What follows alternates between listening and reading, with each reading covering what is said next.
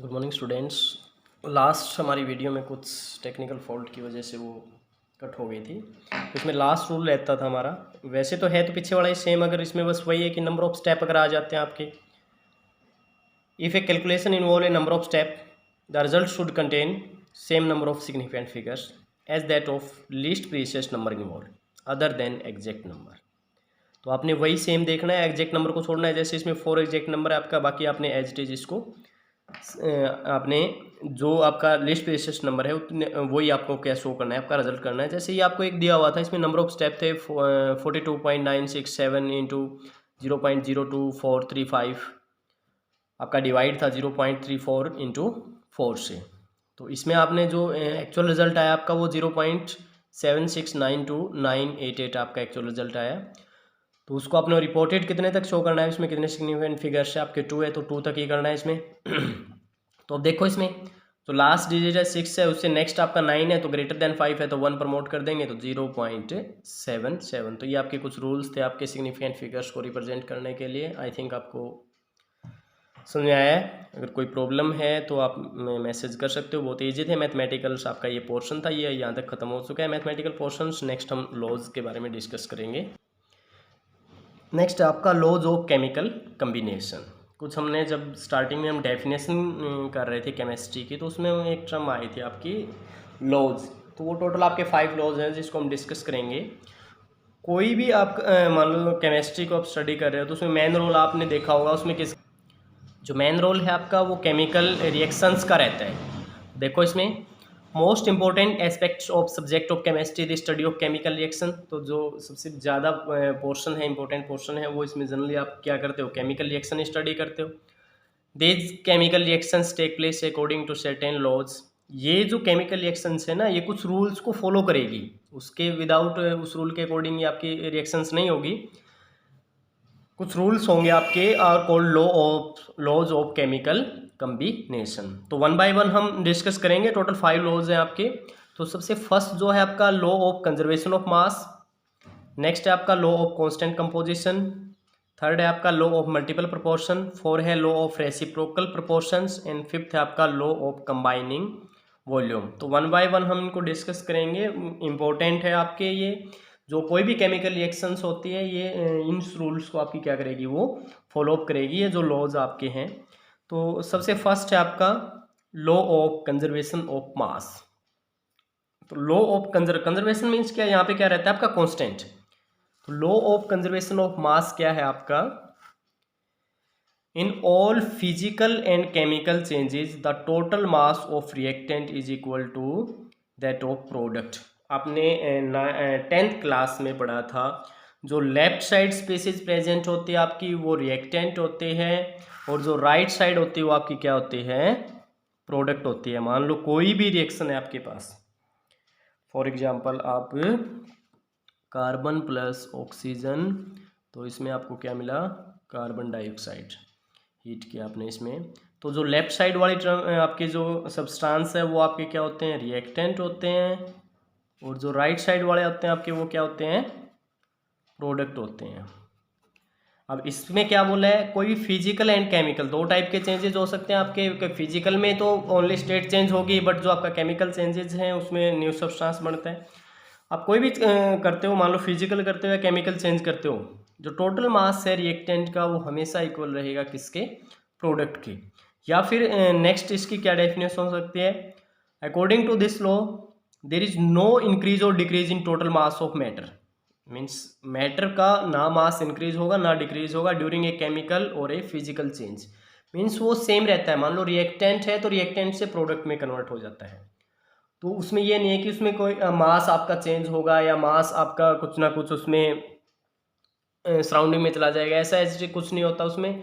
But ये आपकी condition कहाँ होगी, ये आपकी क्लोज सिस्टम में होगी। मान लो आप उसी को ओपन सिस्टम में करते हो तो वो आपका क्या है, सराउंडिंग में चला जाता है। फॉर एग्जाम्पल एक टी ऑफ कप है आपका, तो उसको आप ओपनली रख देते हो तो उसमें जो वाटर वेपर्स होते हैं वो आपके सराउंडिंग में चले जाते हैं, तो वहाँ पे मास कम हो जाएगा। आपका जो लिक्विड है आपका उसका मास कम हो जाएगा जो टी है। बट अगर उसको आप क्लोज कंटेनर में करते हो तो उस कंडीशन में क्या होता है, वो आपका सराउंडिंग में नहीं जाता, तो मास आपका वो क्या रहता है, कांस्टेंट रहता है। इसका मीनिंग क्या है आपका, तो कोई भी केमिकल रिएक्शन है ना, उसमें उसका मास कांस्टेंट रहता है, वो रिएक्टेंट टू प्रोडक्ट चला जाता है, बट वो ये नहीं है कि आपका डिक्रीज होगा या फिर इंक्रीज होगा। तो इसी लॉ के अकॉर्डिंग कोई भी केमिकल रिएक्शन है उसको हम बैलेंस करते हैं। आपने पीछे भी पढ़ा होगा 10th क्लास में भी, कोई भी केमिकल रिएक्शन को हम बैलेंस क्यों करते हैं, उसके पीछे क्या रीजन होता है। तो उसके पीछे रीजन यही होता है कि लॉ ऑफ कंजर्वेशन ऑफ मास के अकॉर्डिंग मास आपका चेंज नहीं होगा, मीन्स जो रिएक्टेंट का मास है वो हमेशा प्रोडक्ट के मास के इक्वल रहेगा। तो उस कंडीशन में आपको जो केमिकल रिएक्शन उसको बैलेंस करना पड़ेगा, बिकॉज जो mass of reactant always equal to mass of क्या होता है, आपका प्रोडक्ट होता है। तो ये आपका था लॉ ऑफ कंजर्वेशन ऑफ मास। कुछ हम इसको डिटेल में और डिस्कस करेंगे अभी। अगर उसमें कैसे बोल सकते हैं कि matter can neither be created nor be destroyed. जैसे आपने एनर्जी का पढ़ा होगा, energy can neither be created nor be destroyed. As it is आपका क्या है, मैटर को आप ट्रांसफर कर सकते हो रिएक्टेंट टू प्रोडक्ट, बट इसको आप चेंज नहीं कर सकते।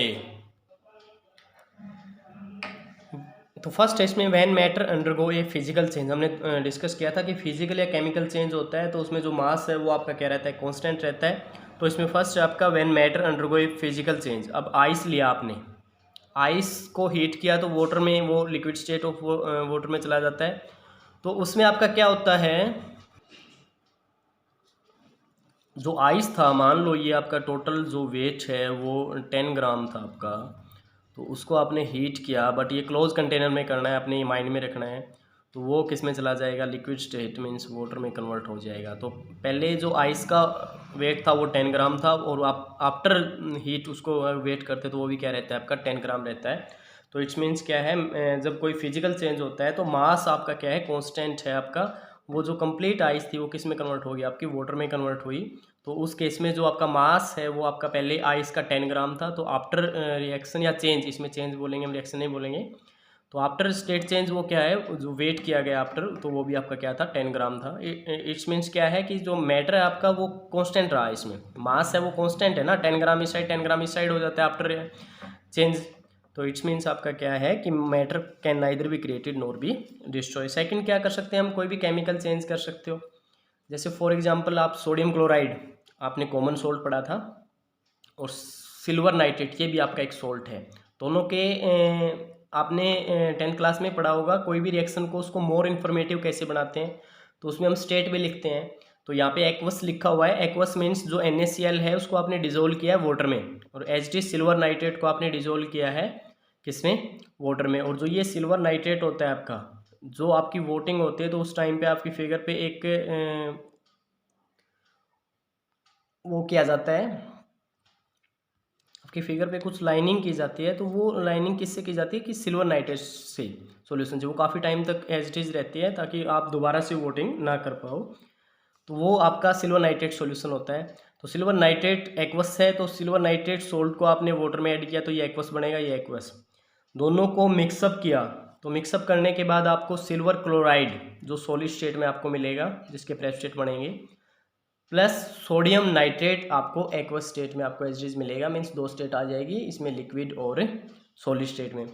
अब पहले इन दोनों का वेट किया, सोडियम क्लोराइड और सिल्वर नाइट्रेट का। तो ये एक आपकी एक स्पेशल टाइप की टेस्ट ट्यूब्स होती है जिसको हम लैंडोल ट्यूब बोलते हैं।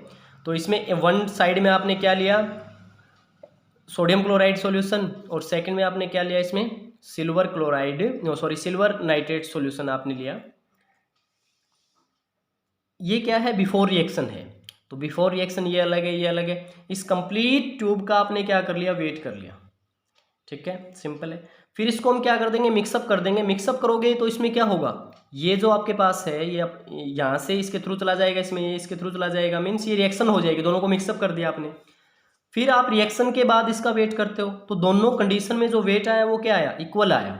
मीन्स जो वेट था रिएक्टेंट्स का वो किसके इक्वल है, वेट्स ऑफ प्रोडक्ट। तो ये भी आपका क्या किसको प्रूव करता है, law of conservation of mass को। तो कोई भी केमिकल रिएक्शन आपकी यूनिवर्स में, कोई भी आपकी केमिकल रिएक्शन है यूनिवर्स में, वो क्या होती है, फॉलो करती है लॉ ऑफ कंजर्वेशन ऑफ मास में को। इट्स मीन्स क्या होता है, जो मास है रिएक्टेंट का वो ऑलवेज इक्वल होगा मास ऑफ प्रोडक्ट के। उसमें हाँ कुछ हो सकता है 0.001 या 0.00, वो आपका एक्सपेरिमेंटली एरर हो सकता है। वो आप एक्सपेरिमेंटली उसमें कुछ ना आप वेइंग कर रहे हो तो उस टाइम पे उसको थोड़ा डिस्टर्बेंस हो सकती है।